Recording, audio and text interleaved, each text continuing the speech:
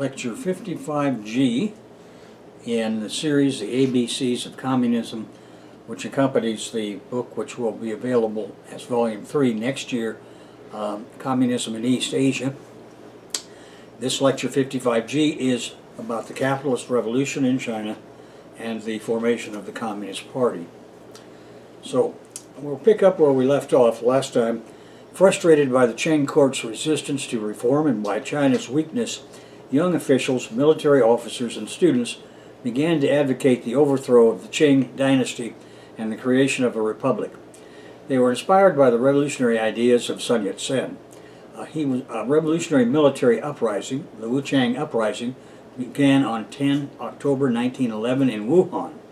The Provisional Government of the Republic of China was formed in Nanjing on March 12, 1912, and that Xinhai Revolution ended 2,000 years of feudalism and dynastic rule in China. After the success of the overthrow of the Qing dynasty, Sun Yat-sen was declared president. But Sun was then forced to turn power over to Yuan Shikai, who commanded the new army and had been prime minister under the Qing government.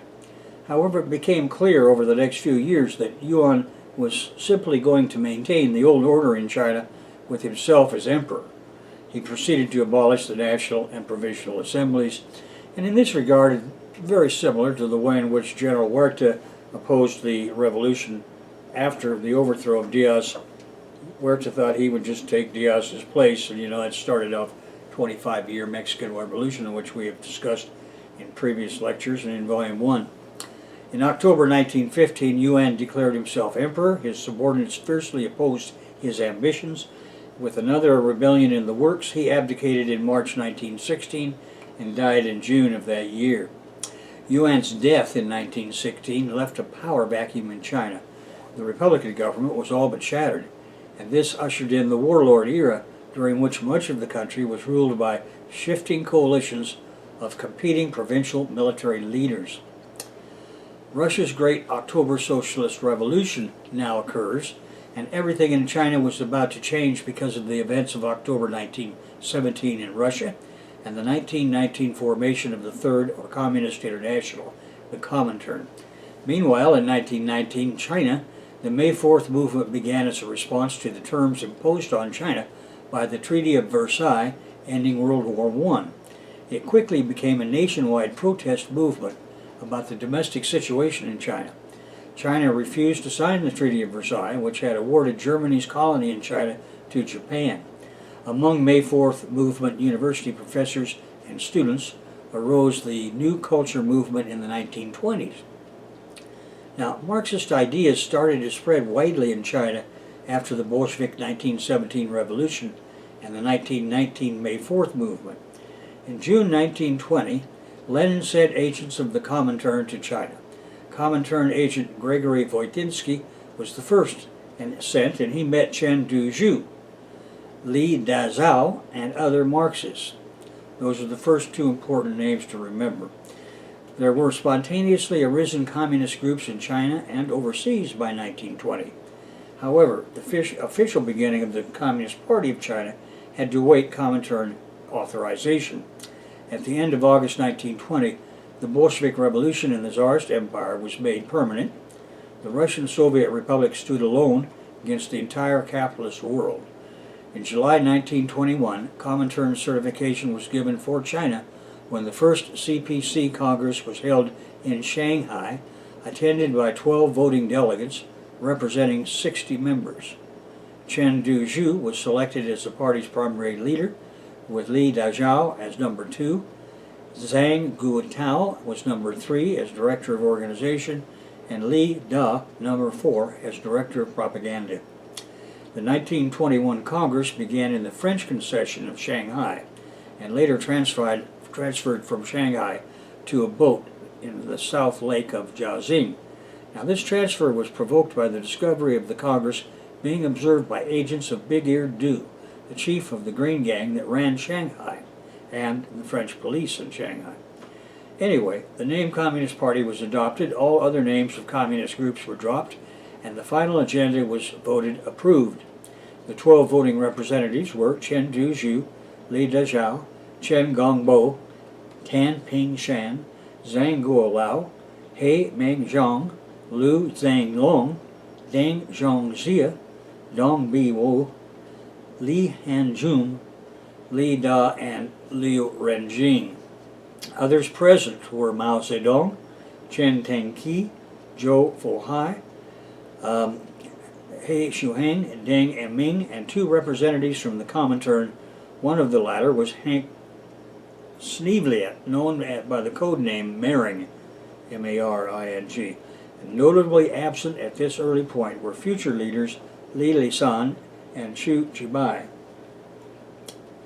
The April 1922 Russia-Germany Rapallo Pact made capitalist Germany into a de facto ally of Russian Bolshevism. Then a year and a half later, Lenin sent Adolf Joffe to Shanghai for a secret meeting with Sun Yat-sen.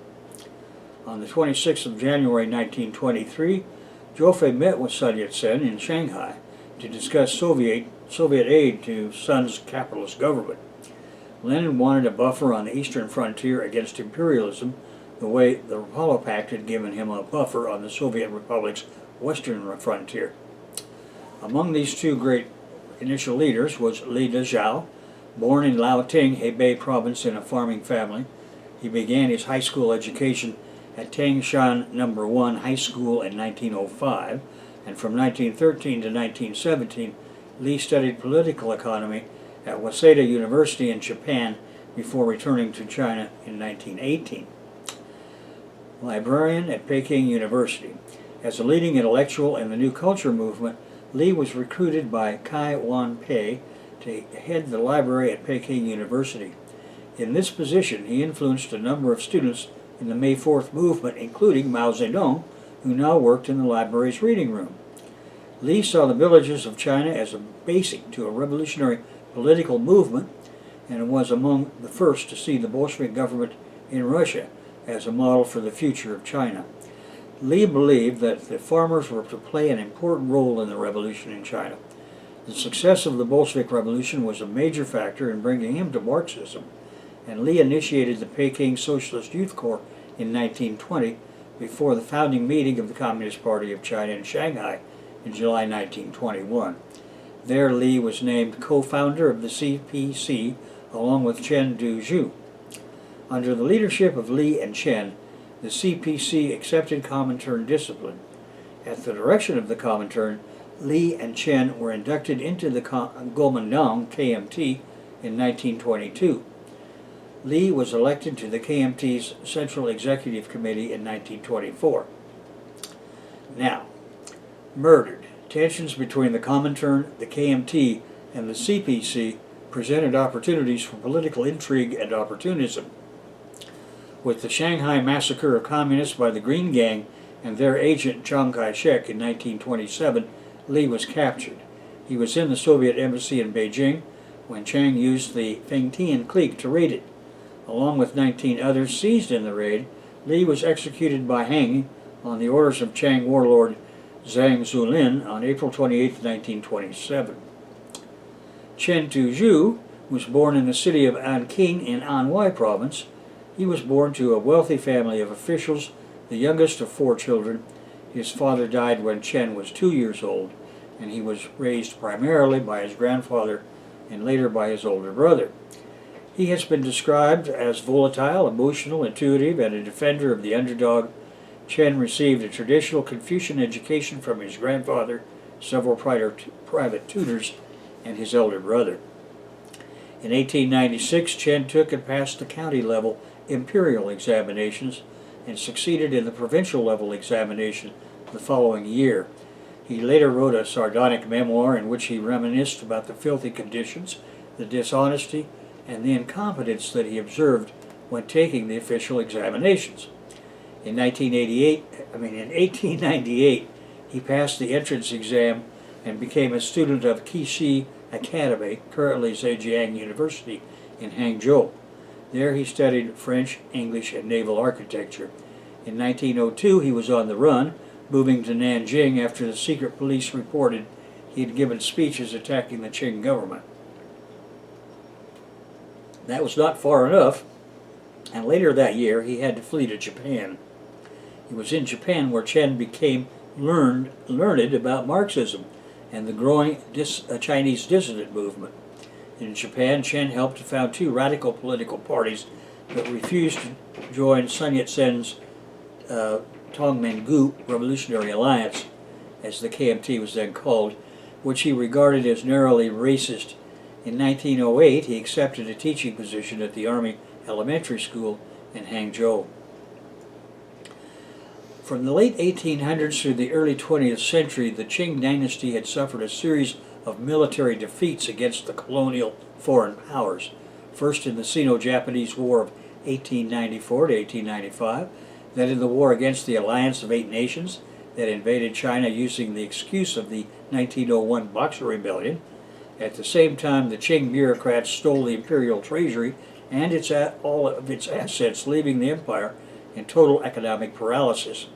And it was against this background that Chen Dujiu dug deeper into the revolutionary movement against both foreign imperialism and the Qing regime. Chen founded the Anhui Patriotic Association in 1903 and Yuan Hui in 1905. He was an outspoken writer and political leader by the time of the Wuchang Uprising of 1911.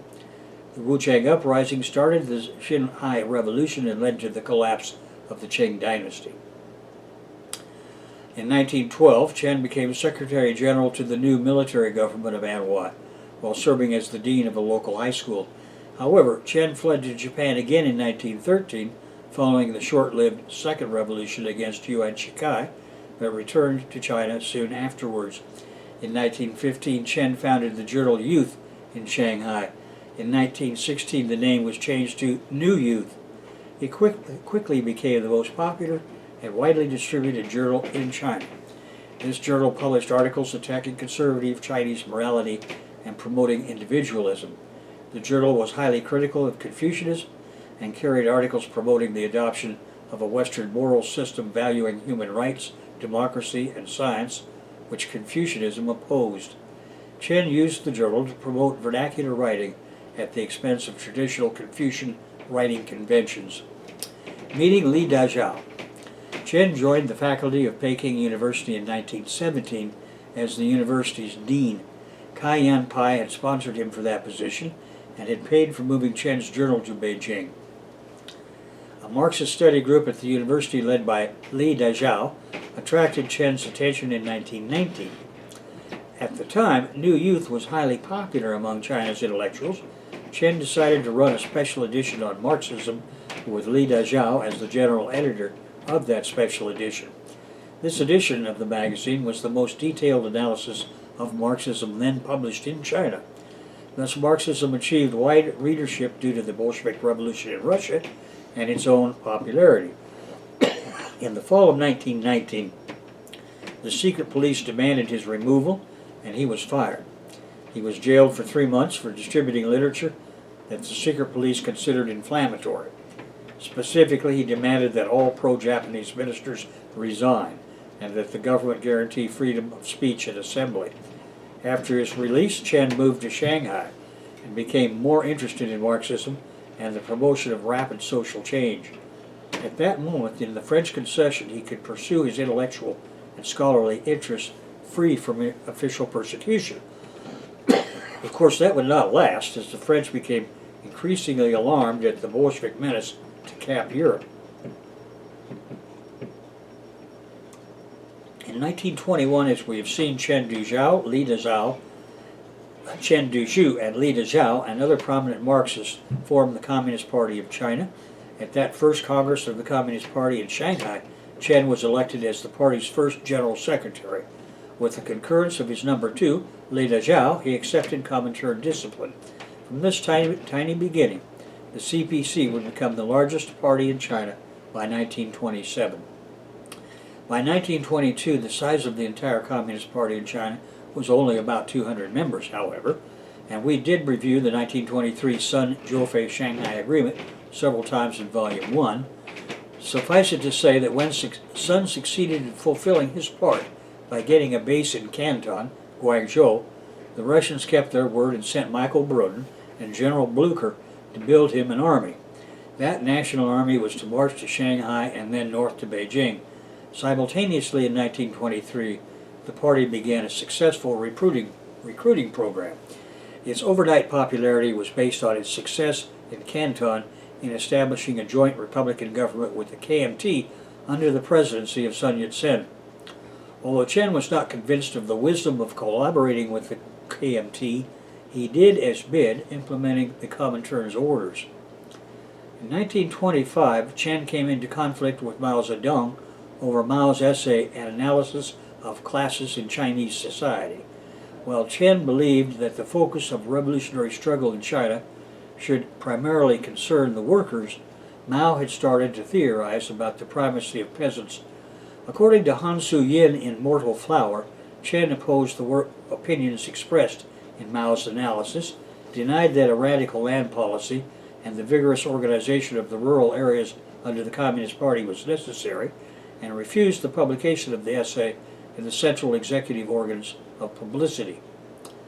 Now, Han Su-yin is the ultimate authority in English on this matter, as she wrote the definitive history of the CPC and Chairman Mao, who gave her access to the party archives and his personal documents. This book she wrote many years later, called The Morning Deluge. I'll just hold it up here for a moment so you can read it. Was the most important single book ever written about Mao Zedong because he authorized it. And he also gave her access to the party archives. And when she came to Los Angeles, I organized, because Frank Pastana asked me to, I organized her security. And we'll talk about that a little bit more in a few moments. After the defeat of the Japanese, Mao had advised her to go to medical school, and she did, in London, returning to China as a physician. In Hong Kong, she wrote the novel A Many-Splendored Thing, which was published in 1952. That subsequently became the movie Love is a Many-Splendored Thing, that won 8 awards at the 1956 Academy Award ceremony in Los Angeles. Among them, the movie got Best Picture that year, and Jennifer Jones, who played Han Su-yin, got Best Actress. The book and movie are autobiographical. Han Su-yin's real-life lover was killed during the Korean War in 1950. 2 years later, she married Leon F. Comber, a British officer in the Malayan MI5 Special Branch.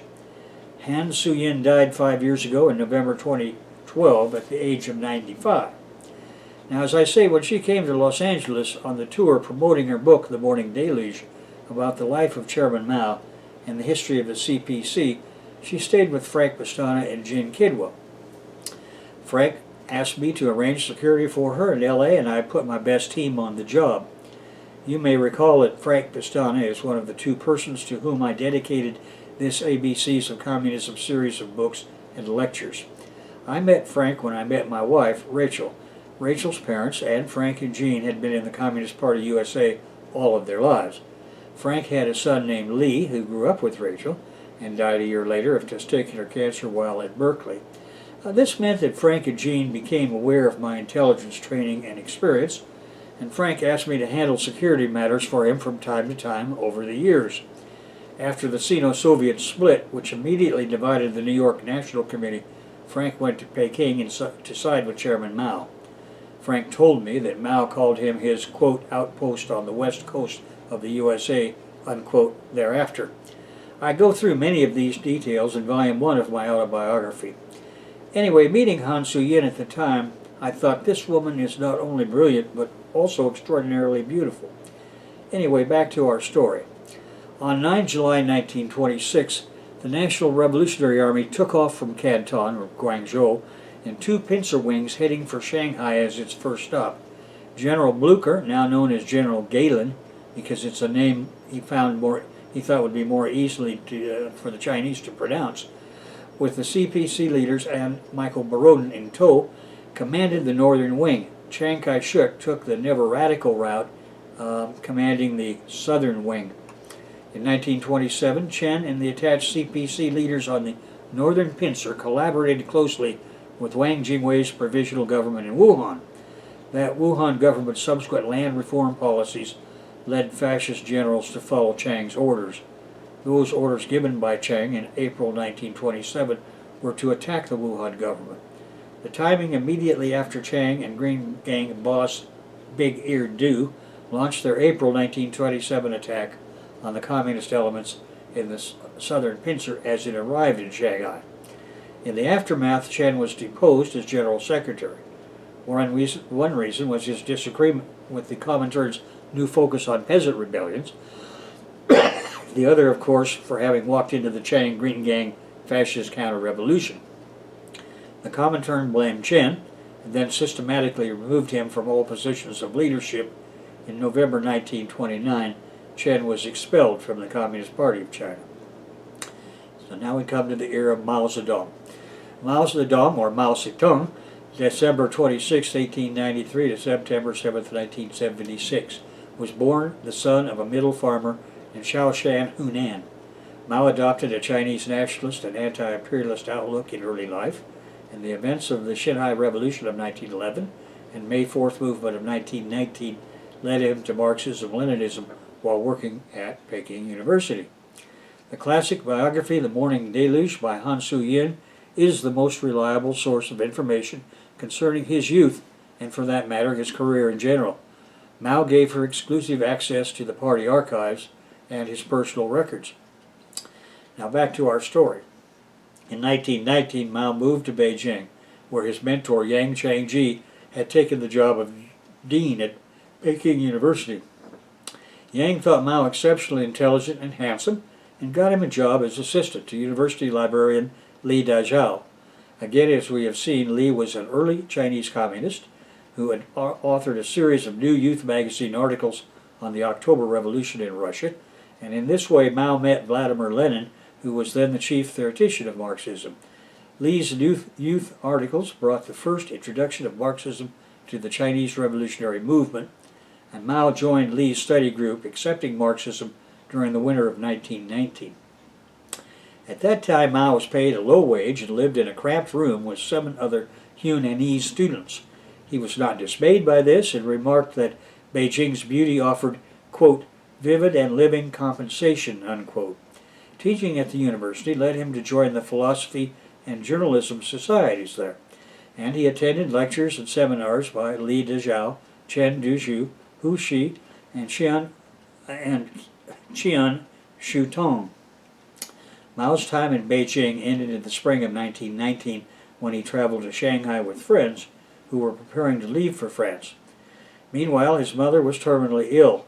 She died in October 1919, and his father died a few months later in January 1920. On May 4, 1919, students in Beijing gathered at the Gate of Heavenly Peace to protest the Chinese government's weak resistance to Japanese expansion in China. Chinese patriots were outraged at the influence given to Japan in the 21 demands in 1915, and they fought back. The complicity of Yuan Shi's Beiyang government in this sellout meant it was unacceptable to them. The Beiyang government was the government of the Republic of China, which was in place in the capital city of Beijing from 1912 to 1928. The name derives from the Beiyang army, which dominated its politics with the rise of Yuan Shikai, a general of the previous imperial Qing government. After Yuan's death, the remaining Beiyang generals were in command, with various factions vying for power. The last straw had been the betrayal of China in the Treaty of Versailles, wherein Japan was given Chinese territory that had been surrendered by Germany. These May 4, 1919 demonstrations ignited the nationwide May 4th movement and fueled the New Culture movement. New Culture blamed China's diplomatic defeats on China's social and cultural backwardness. In Changsha, Mao had begun teaching history at the Shiye Primary School and organizing protests against the pro-Yuan governor of Hunan province named Zhang Jingyao. Zhang was popularly known as Zhang the Venomous due to his corrupt and violent rule. In late May, Mao co-founded the Hunanese Student Association with He Shuheng and Dong Zhongxia. These three organized a student strike for June and July in 1919 and began production of a weekly radical magazine, the Jiang River Review. Using language understandable to the majority of China's populace, Mao advocated the need for a great union of the popular masses. By this, he meant strengthened trade unions, able to wage nonviolent revolution via day-to-day struggle for better hours, wages, and working conditions. Zhang blamed the student association, but Mao continued publishing after becoming Zhang banned the student association, but Mao continued publishing after becoming editor of the liberal magazine New Hunan. He wrote articles in a popular local newspaper, Justice. Several of these advocated feminist views, calling for the liberation of women in Chinese society. Mao received an educational shock about the condition of women when he had been forced into an arranged marriage. In December 1919, Mao helped organize a general strike in Yunnan. The strike gained some concessions, but Mao and other student leaders were forced to flee by the dictator Zhang. Mao returned to Beijing, visiting the terminally ill Yang Jiangqi. On that trip, Mao found that his articles had achieved a level of fame among the revolutionary movement, so he now began organizing support to overthrow Zhang. Along the way, he had come across the newly translated Marxist literature, especially the Communist Manifesto. Mao visited Tianjin, Jinan, and Chifu before moving to Shanghai, where he worked as a laundryman and met Chen Duzhu. He says that Chen's adoption of Marxism, quote, deeply impressed me at what was probably a critical period in my life, unquote. In Shanghai, Mao also met an old school teacher of his, Yi Peiji, a revolutionary and member of the Kuomintang, the KMT, Sun Yat-sen's Chinese Nationalist Party, which was gaining increasing support and influence. Yi introduced Mao to General Tan Yankai, a senior KMT member who held the loyalty of troops stationed along the Huanese border with Guangdong. Tan was plotting to overthrow Zhang, and Mao aided him by organizing the Changsha students. In June 1920, Tan led his troops into Changsha, and Zhang fled. In the subsequent reorganization of the provincial administration, Mao was appointed headmaster of the junior section of the First Normal School, and he now received a larger income, and he married Yang Kai-wei in the winter of 1920. In 1921, as we have just seen, the Communist Party of China was founded by 12 Chinese communists led by Chen Duzhu and Li Dezhou in the Shanghai French Concession. Mao was the party secretary for Hunan, and he set up the Changsha Party branch and the Changsha branch of the Socialist Youth Corps. In August 1921, he founded the Self-Study University, through which readers could gain access to revolutionary literature, housed in the premises of the Society for the Study of Wang Fuzi, a Qing dynasty Hunanese philosopher who had resisted the Manchus. He joined the YMCA mass educational movement to fight illiteracy, imposing clarity on textbooks. He opened a bookstore as a local franchise of his new Cultural Book Society to propagate revolutionary literature throughout Hunan. Politically, he kicked off the movement for Hunan autonomy, organizing around the broadly felt hopes that a Hunanese constitution would increase civil liberties. It would lead some inevitably to revolutionary consciousness. When the movement was successful in establishing provincial autonomy, however, it came under the new warlord. Mao used this development to prove that only a communist government could actually give the masses what they wanted. He continued organizing workers to strike against the administration of Hunan Governor Zhao Hengti. Yet labor issues remained central. He led the successful and famous Anyang coal mines strikes, where industrial action depended on both proletarian and bourgeois strategies. Liu Shaoxi, Li Lisan, and Mao not only mobilized the miners, but formed schools and cooperatives and engaged local intellectuals, gentry, military officers, and merchants, Red Gang and Dragon Heads, and even church clergy. In July 1922, Mao missed the secret Congress of the Communist Party in Shanghai the secret Second Congress, because he lost the address. Adopting Lenin's advice, the delegates agreed to an alliance with the bourgeois Democrats of the KMT for the good of Soviet Russia and to prepare for the national proletarian revolution someday down the road. Lenin sent Adolf Joffre to Shanghai to meet with Sun Yat-sen, as we have seen, to form the alliance. Meanwhile, the Chinese Communist members were joining the KMT, hoping to push its policies leftward. Mao enthusiastically agreed with this decision, arguing for the cross-class alliance to protect the Soviet Republic. In June 1923, at the Third Congress of the Communist Party in Shanghai, the delegates reaffirmed their commitment to working with the KMT. Supporting this position, Mao was elected to the Shanghai Party Committee. Accordingly, he moved from Changsha to Shanghai. In January 1924, at the first KMT Congress in Canton, Guangzhou, Lenin had sent General Blucher, or Galen, and Comintern secret agent Michael Borodin to form Sun Yat-sen's government, and the area was made secure. Mao was elected an alternate member of the KMT Central Executive Committee, and there he proposed 4 resolutions to shift more power to urban and rural bureaus. His enthusiastic support for the KMT, however, earned him the enmity of Li San, his old Yunnan comrade. In late 1924, Mao returned to Shaoshan to recuperate from an illness. He found that the farmers there were increasingly pissed off. Some had seized land from wealthy landowners to found communes.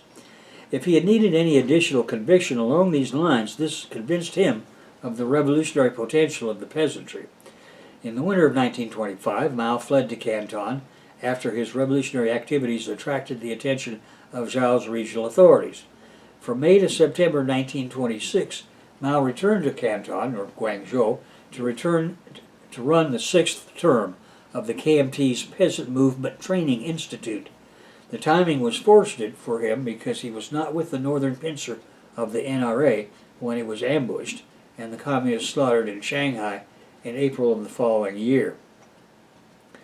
Anyway, the Peasant Movement Training Institute was under Mao's trained cadre. It prepared farmers with military courses and training exercises. Party leader Sun Yat-sen had been incapacitated in December of 1924, dying in May 25. He was succeeded as KMT boss by Chiang Kai-shek, who had nominally given up womanizing to marry Sun's wife's sister. Chiang was operationalizing Big-Eared Du's plot to seize control of the KMT and destroy its left and the communists. Needless to say, and as I pointed out in Volume 1, neither the Russian Bolsheviks nor the CPC knew about this plot when the National Revolutionary Army embarked on the northern expedition. Along the way, farmers rose up, appropriating the land of their exploiters, the wealthy landowners, and Mao wrote in February 1927, "Revolution is not a dinner party, not an essay, not a painting, not a piece of embroidery. It cannot be so refined, so leisurely and gentle, so temperate, kind, courteous, restrained, and magnanimous. A revolution is an insurrection, an act of violence by which one class overthrows another," unquote.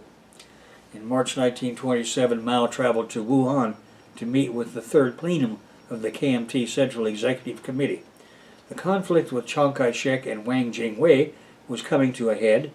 There, in Wuhan, Mao played an active role in the discussions regarding the farmer issue, defending a set of regulations for the repression of local bullies and bad gentry.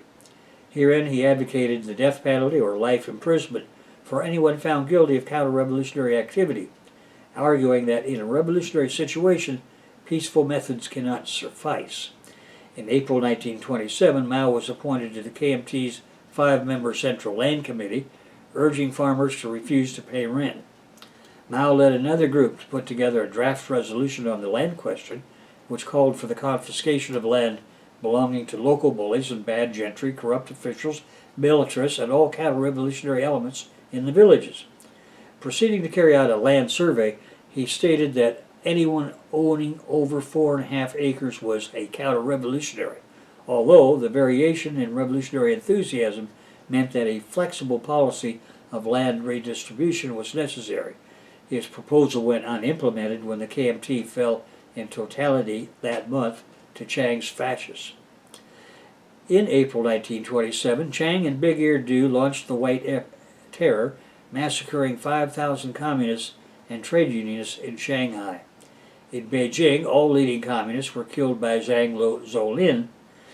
By May 1927, the CPC had lost about 15,000 of its 25,000 members. Mao and the CPC leaders who escaped the roundup founded the Workers' and Peasants' Red Army of China, better known as the Red Army.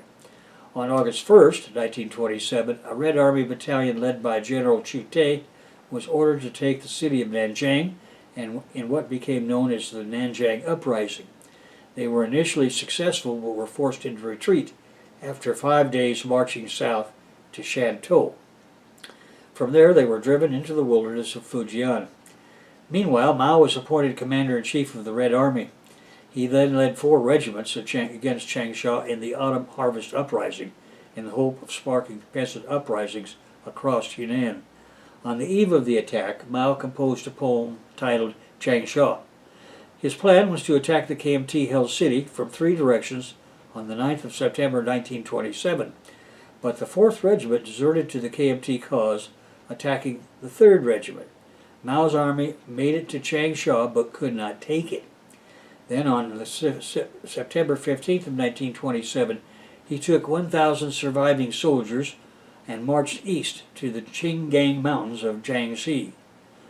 The CPC Central Committee was hiding in Shanghai when it expelled Mao from their ranks and from the Hunan Provincial Committee. They nevertheless adopted 3 policies he had long championed: the immediate formation of the workers' councils, the confiscation of all land without exception, and the rejection of the KMT. Mao's responses was to ignore them as they were irrelevant. He established a base in Jinggang City, an area of the Jinggang Mountains where he united 5 villages as a self-governing Red Republic. It supported the confiscation of land from rich landlords. He ensured that no massacres took place in the region and pursued a more lenient approach than that advocated by the irrelevant Central Committee. He proclaimed that even the lame, the deaf, and the blind could all come in useful for the revolutionary struggle. Mao boosted the army's numbers, incorporating 2 groups of bandits into his army, building a force of around 1,800 troops. He laid down rules for his soldiers' prompt obedience to orders. All confiscations were to be turned over to the government, and nothing was to be confiscated from poorer peasants. In doing so, he molded his men into a disciplined, efficient fighting force. In 1928, his general orders were, quote, "When the enemy advances, we retreat. When the enemy rests, we harass him. When the enemy avoids a battle, we attack. When the enemy retreats, we advance." Unquote. In spring 1928, the re-emerging Shanghai Central Committee ordered Mao's troops to southern Hunan to spark peasant uprisings. This time Mao was skeptical but complied. They reached Hunan where they were attacked by Chiang's KMT and they took heavy losses. Meanwhile, Chiang's fascist troops had invaded Jinggangshan, leaving them without a base. Mao's forces found a CPC regiment led by General Chu Te and Lin Biao, with whom they united and attempted to retake Jinggangshan. They were initially successful, but Chiang's thugs counterattacked and pushed them back. The Reds then went over to guerrilla war in the mountains. The Central Committee again ordered Mao to march to South Hunan. This time he refused and remained at his base. Zhu, however, complied and led his armies away. Mao's troops fended the KMT off for 25 days while he left the camp at night to find reinforcements. He reunited Zhu's returning badly damaged army, and together they returned to Jinggangshan and retook their base.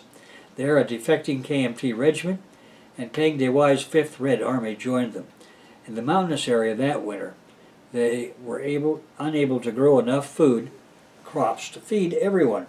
It was like General Washington and Valley Forge that winter as they suffered food shortages throughout the winter. In January 1929, Mao and Zhu evacuated the base with 2,000 men and a further 800 provided by Peng and took their army south to the area around Tonggu and Xinfeng in Jiangxi. The evacuation led to a drop in morale, and many troops became disobedient and began thieving. Li Lisan and the Central Committee designated Mao's army as lumpen proletarian. This was really a reflection of Li's ultra-leftism. Li believed that only the urban proletariat could lead a successful revolution and saw little need for Mao's peasant guerrillas. He took advantage of the temporary weakness in Mao's Red Army, and he ordered it disbanded into units to be sent out to spread the revolutionary message.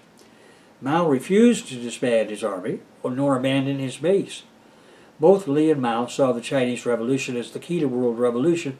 Both believed that a CPC victory would spark the overthrow of the global capitalist stage, now in its moribund imperialist phase. Stalin removed Li from power, calling him to Russia for an inquest into his errors. He was replaced with Soviet-educated Chinese communists known as the 28 Bolsheviks. Two of the 28, Bo Gu and Zhang Wentian, took control of the Shanghai Central Committee. Mao thought this was better than nothing in Shanghai, but already he knew that he would have to come to terms with this new bunch. In February 1930, Mao created the Southwest Jiangxi Provincial Soviet Government in the region under his control. In November 1930, Mao's wife and sister were captured and beheaded by KMT General He Jian. Mao then married He Zhishen, an 18-year-old revolutionary who bore him 5 children over the following 9 years. In December 1930, members of the Jiangxi Soviet accused Mao of being too moderate and hence anti-revolutionary. They tried to overthrow him, and this resulted in the Futian incident in which they were defeated. At year's end, the CPC Central Committee moved from Shanghai to Jiangxi, which was a secure area. It proclaimed Jiangxi to be the Soviet Republic of China, an independent communist-governed state. Mao was proclaimed chairman of the Council of People's Commissars. Lenin's title as prime minister, and control of the Red Army was allocated to Zhou Enlai. Meanwhile, Mao recovered from tuberculosis. The Chiang fascists attacked 4 times. The KMT armies adopted a policy of encirclement and annihilation of the Red armies. Outnumbered, the Chinese Soviet Republic responded with a bipartite strategy as recommended by the works of ancient military strategists like Sun Tzu. On the one hand, they fought with guerrilla tactics. On the other hand, they followed a policy of open confrontation and conventional warfare. From 1930 to 1934, the Red Army successfully defeated the 1st, 2nd, 3rd, 4th encirclements of Chiang's fascist generals. Then Chiang Kai-shek arrived after the 2nd encirclement to lead the anti-Red Bandit campaign, but was without success, and he was thrown back at his 2 encirclement attempts. The Red Army was able to expand its area of control all this time, eventually encompassing a population of 3 million people. The handwriting was on the wall for fascism in China as Mao proceeded with his land reform program. In November 1931, he announced the start of a land verification project, which was expanded in June 1933. He also orchestrated education programs and implemented measures to increase female political participation. In early 1934, Chiang initiated the 5th encirclement campaign, which involved the construction of a concrete and barbed wire wall of fire around the Soviet Republic. The Japanese and the Hitlerites sent bombers to help Chiang's fascists via aerial bombardment. The wall of fire stopped trade, and the aerial attack made inroads against the morale of the Red Army troops. This time, the communist leadership decided the better part of valor would be to evacuate. And now we're going to go to our map of the Long March so that you can kind of follow some of the events which are occurring there. Okay, I'm sure all of you have heard of the Long March before, but let's go over some of the outlines of it. On October 14th, 1934, the Red Army broke through the KMT line on the Jiangxi Soviet southwest corner of Jinfeng with 85,000 soldiers and 15,000 party cadres and embarked on the Long March. So on your map, that's right here. Now, in order to make the escape, many of the wounded and the ill already there, right, as well as old men and women, were left behind, defended by a group of guerrilla fighters whom the KMT massacred where they could. The 100,000 who escaped headed to southern Hunan, first crossing the Jiang River after heavy fighting, and then the Wu River in Guizhou. There they took Zunyi, Z-U-N-Y-I, in January 1935. Temporarily resting in Zunyi, the leadership held a conference, and there Mao was elected chairman of the Politburo and de facto leader of both the party and Red Army. His candidacy was supported by Joseph Stalin. Mao insisted that the march continue as a guerrilla force, and a regular army changing as needed from day to day, week to week, and month to month. He mapped a destination, namely the Shanxi Soviet in Yan'an, Shanxi, northern China. So where they were going is right up into here. Now, from Zunyi, Mao led his troops to Lushan Pass, where they faced armed opposition, but successfully crossed the river. Chiang flew into the area to lead his armies against Mao, but the communists outmaneuvered him and crossed the Jinsha River. Faced with the more difficult task of crossing the Tatu River, they managed to do so by fighting a battle over the Luding Bridge in May 1935, taking Luding. Marching through mountain ranges around Manshan in Muking, western Chekwan, they encountered the 50,000-strong CPC 4th Front Army of Zhang Guotao. Together, these two armies proceeded to Marquet and then Gansu. There, Zhang and Mao disagreed over what to do. The latter wished to proceed to Shanxi, while Zhang wanted to retreat east to Tibet or Sikkim, far from KMT threat. They agreed to disagree, go their separate ways, with Zhu De joining Zhang. Now Mao's forces proceeded north through hundreds of miles of grasslands, an area of quagmire and Manchu tribesmen. There many Red soldiers succumbed to famine and disease. Reaching Shanxi, they fought off both the KMT and an Islamic cavalry militia before crossing the Min Mountains and Mount Lupan and reaching the Shanxi Soviet. 8,000 marchers had survived, and the Long March cemented Mao's status as the dominant figure in the party. And at this time, they did not have even one doctor.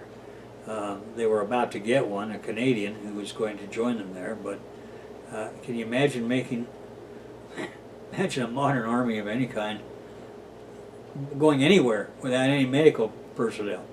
In November 1935, Mao was named chairman of the Military Commission. From this point onward, Mao was the Communist Party's undisputed leader, although he would not become party chairman until 1943. In part, this reflected the party's leadership's anger at his decision to divorce one wife and marry Blue Apple, which we have discussed before. I reviewed the history of the Long March several times in Volume 1, especially in Chapter 26, and its accompanying lectures 48A, 48B, and 48C.